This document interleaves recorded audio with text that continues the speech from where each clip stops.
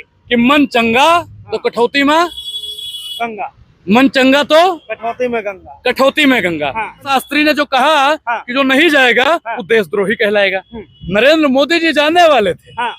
वो इस्तीफा नहीं दे रहे। इससे साफ स्पष्ट हो रहा है हाँ। कि वो सत्ता के नशे में चूर हो चुके हैं। हाँ। तो हुआ है तो धीरेन्द्र कृष्ण शास्त्री का है मोक्ष नहीं लिए। हाँ। लेना चाहिए ना, ये तो साधु संत आदमी है। मंत्री योगी आदित्यनाथ को जो है इस्तीफा दे देना चाहिए, क्योंकि कुंभ की व्यवस्था उनसे संभल नहीं रही है। इस चीज को लेकर इस वक्त बातचीत करने के लिए हमारे साथ अनुराग ओझा है, जुड़ेंगे, बातचीत करेंगे। अनुराग भाई, क्या कहेंगे महाकुंभ को लेकर?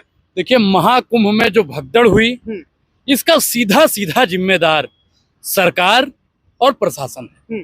क्योंकि व्यवस्था में रात में ही कहा है, जो सोवत है वो खोवत है। कुछ देर बाद भगदड़ होने वाली है। किसने बोला? अनुराग ओझा ने बोला नहीं, आपने बोला नहीं, वहाँ के लोग, प्रशासन लोग बोल रहा था कि जो जागत है वो पावत है, जो सोवत है वो खोवत है।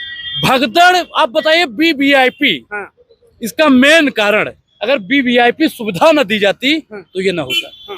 आप बताइए कि माता हमारी माँ है गंगा, यमुना हमारी माँ है, सरस्वती हमारी माँ है। आप बताइए कि माँ अपने बच्चों का पालनहार है। माँ ये नहीं देखती कि हमारा बच्चा आंख से देख नहीं पाता, कि पैर से चल नहीं पाता, कि हाथ से विकलांग है या कुछ। माँ अपने बच्चों को बराबर प्यार करती है।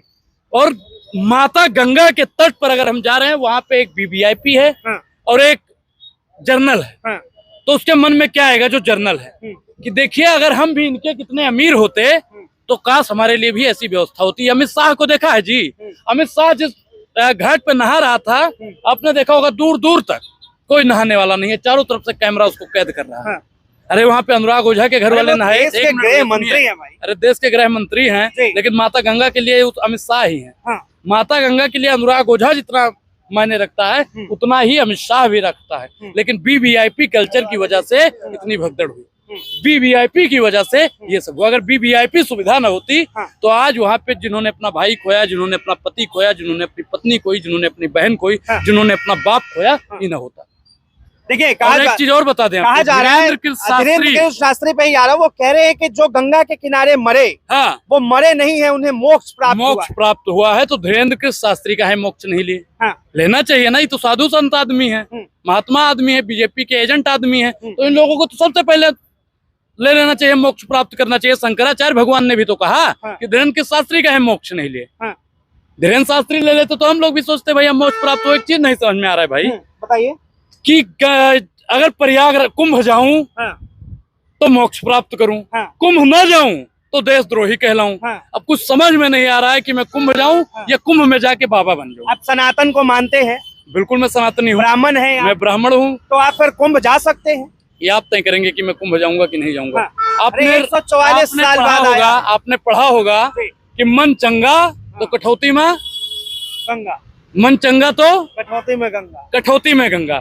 तो हम लोग, तो हमारे घर पे हम लोग जब जाते हैं प्रयागराज नहाने, तो बाल्टी मतलब डिब्बे में कैन पूरा भर लाते हैं और डेली 2 बूंद डाल के नहाते हैं, और पूरा गंगा गंगा है। जहाँ चाह लो कि यहाँ गंगा है, वही मेरी माँ गंगा उत्पन्न हो जाएंगी। विपक्ष के नेता पर सवाल उठ रहा है कि कहीं ना कहीं इस भगदड़ के पीछे अखिलेश यादव का। अरे भाई, ये कैसे अखिलेश यादव कैसे हो गए, भी राहुल गांधी कैसे हो गए? आप बताइए कि इन लोगों को कैसे जिम्मेदार, इनकी सरकार में भी हुआ था।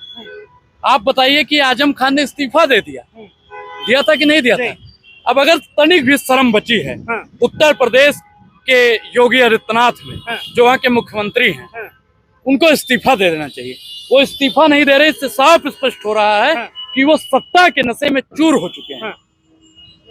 और ये जो मद होता है ना, सत्ता का मद, ज्यादा दिन टिकने वाला नहीं। बार बार जो है, इसमें चुनाव है और इसका परिणाम इनको भुगतना पड़ेगा। उत्तर प्रदेश में छोटा सा कुछ होता है और उसके बाद बार बार जो है आप लोग सीधा कहते हैं कि योगी को जो है इस्तीफा दे देना चाहिए। हजारों करोड़ रुपए का मैनेजमेंट लगा। किसके लिए?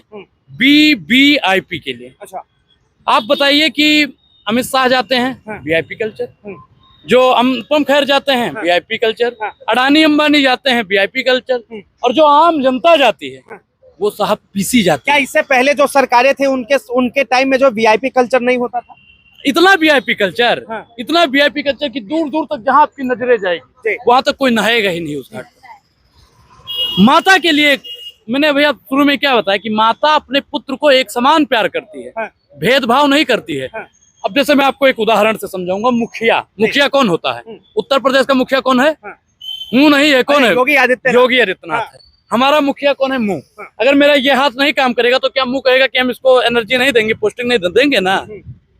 तो वीआईपी कब से आ गया भाई? भगवान के यहाँ जाने के लिए बार-बार जो है आप लोग सुनिए पहले, हाँ। भगवान के यहाँ जाने के लिए हाँ। वीवीआईपी कल्चर ये लोग ला रहे हैं। हाँ। आप बताइए ये लोग पास कब से बनाने लगे? सीधा वहां पे इनका कोई देखिए। कनेक्शन, सुनिए पहले, हाँ, ठीक है। इनका वहां पे कोई कनेक्शन हो गया है कि फला आदमी जाएगा तो उसको मोक्ष प्राप्त होगा, हाँ। फला आदमी जाएगा तो उसको नर्क भेजा जाएगा, वहां भी इनका कनेक्शन हो गया है जी। देखिए, इस देश के प्रधानमंत्री, इस देश के गृह मंत्री जितने भी, और एक चीज और बता दें, किसी भी वीरेंद्र शास्त्री ने जो कहा हाँ। कि जो नहीं जाएगा हाँ। वो देशद्रोही कहलाएगा। नरेंद्र मोदी जी जाने वाले थे। हाँ। अब आप बताइए, जो बड़का बड़का मीडिया कह रहा है नरेंद्र मोदी नहीं जाएंगे, हाँ। तो अगर नरेंद्र मोदी नहीं जाते हैं तो वो क्या कहलाएंगे धीरेन्द्र शास्त्री के हिसाब से? हाँ। क्या कहलाएंगे महाराज? वो भी बताना पड़ेगा आप मीडिया वालों को। अनुराग ओझा नहीं जाएगा तो देशद्रोही, हाँ। और प्रधानमंत्री जी नहीं जाएंगे तो हाँ। वो भी तो कुछ हुए अरे ना तो हो जी। सकता है ना कि वो काम में उनका शेड्यूल नहीं बन पाएगा उस तरह से। आम पब्लिक को मौनी अमित शाह के दिन हाँ। सबसे ज्यादा बुलाने का अगर किसी ने काम किया तो धीरेन्द्र शास्त्री है, और इस भगदड़ का 3 लोग जिम्मेदार हैं, धीरेन्द्र शास्त्री, योगी आदित्यनाथ और वहां की प्रशासन। योगी आदित्यनाथ अगर अपील न करते कि आइए नहीं तो देशद्रोही कहलाएंगे, तो हो सकता है कि वहाँ इतनी भगदड़ न मचती, इतनी भीड़ न। मतलब आप कह रहे हैं कि ये पूरा का पूरा जो है प्रशासन और धीरेन्द्र कृष्ण शास्त्री की जो है कहीं ना कहीं प्रशासन वैसे कहा जाता है कि उत्तर प्रदेश पुलिस जब अपने आप पे आती है तो पत्ते को भी नहीं हिलने देती है। आप बताइए कि पुलिस के सामने ही पुलिस की बैरिकेड को, पुलिस की जो केबिन बनी होती है, सबको तोड़ा जा रहा है, और वो लोग खामोश। वहाँ के भाई भीड़ बेकाबू थी, भीड़ इतनी थी, इतना जन सैलाब था कि काबू में नहीं आ रहा था। हाँ। प्रशासन क्या कर रहा था? मलाई खा रहा था जी। तो कहीं ना कहीं जिम्मेदारी सब लोग। देखिए, लेकिन बार बार जो है जिस तरह से योगी पे सवाल उठता है, उन्होंने देखिए, संवेदनाएं उत्तर व्यक्त प्रदेश की की हैं। संवेदनाएं से कुछ नहीं होता। मैं आंख में थोड़ा सा बाम लगा के रोने लगूं हाँ। तो इससे हमारा भाई लौट आएगा? तो योगी जी बाम लगा के बिल्कुल रो रहे हैं, ड्रामा कर रहे हैं योगी जी। अच्छा। योगी जी अगर वाकई में इंसानियत जिंदा है हाँ। तो उनको इस्तीफा देना चाहिए। अच्छा। तो मैं मानता और इससे क्या होगा? क्या होगा कि अपनी आप बताइए कि एक बार रेल हादसा हुआ था लालू जी की सरकार में। हाँ। लालू जी ने इस्तीफा दिया था, आजम खान ने भी इस्तीफा दिया, तो इनको भी तो इस्तीफा दे देना चाहिए। क्योंकि भीड़ बेकाबू, ये 40 करोड़ लोग आएगा, 50 करोड़ लोग आएगा, 100 करोड़ लोग आएगा, यही लोग कह रहे थे। ये तो तमाम विपक्ष यही कह रहा है कि अब जो है इस्तीफा दे देना चाहिए, इस्तीफा दे देना चाहिए। बिल्कुल। इस्तीफा देना चाहिए या फिर जो अधिकारी इसके दोषी हैं उनके ऊपर कार्रवाई करनी चाहिए? देखिए, पहले ये इस्तीफा दें, हाँ। उसके बाद में जो सत्ता में आएगा उन पर भी कार्रवाई होगी। अच्छा। क्योंकि कार्रवाई तो बिल्कुल होनी चाहिए, हाँ। लेकिन पहले कार्रवाई योगी आदित्यनाथ जी को इस्तीफा देकर अच्छा, ही। देखिए, जिस तरह से एक रिपोर्ट आई कि 30 लोगों की जो है 30 मृत्यु लोग हुई नहीं है। मरे हैं, ज्यादा लोग मरे हैं। सही आई, देखा होगा आपने एक पत्रकार को किस प्रकार से धमकाया जा रहा था। पुलिस वाले भी उसको खदेड़ रहे थे, जो अस्पताल के लोग थे वो भी खदेड़ रहे थे। 30 लोगों का आंकड़ा नहीं है, आंकड़ा एक काफी संख्या में। तो ये आंकड़ा क्या कोरोना के छुपाया समय जा पर रहा है? कोरोना के समय पर लोग मर रहे थे, आंकड़ा पूरा नहीं दिया जा रहा था।